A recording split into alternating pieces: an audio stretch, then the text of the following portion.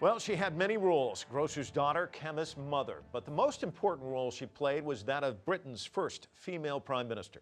During her tumultuous 11 years in power, Margaret Thatcher took on organized labor and privatized many essential public services. She also ordered the British invasion of the disputed Falkland Islands, known as the Las Malvinas, in Argentina, which is still claiming those islands. Richard Bestic looks back on the life and legacy of the Iron Lady. Where there is discord, may we bring harmony. As she entered Downing Street for the first time in 1979, Margaret Thatcher quoted St. Francis of Assisi. But her early years in office brought little of the hope she'd prayed for. Unemployment rose to record levels as high interest rates hit Britain's manufacturing base. Always resolute, she rejected calls for a policy U-turn. The ladies not for turning.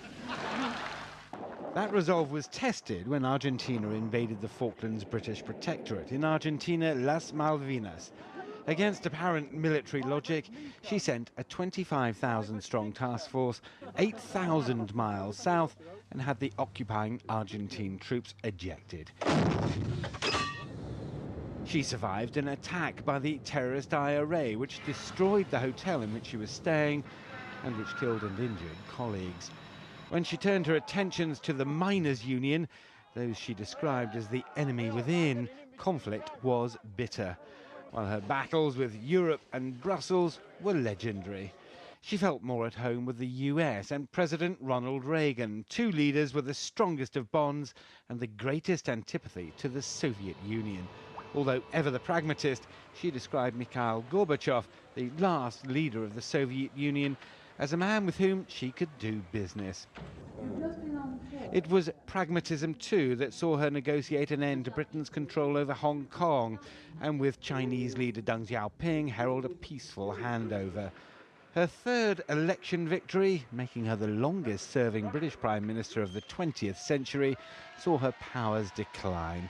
Her ideas for a poll tax caused the worst riots ever seen on Britain's streets.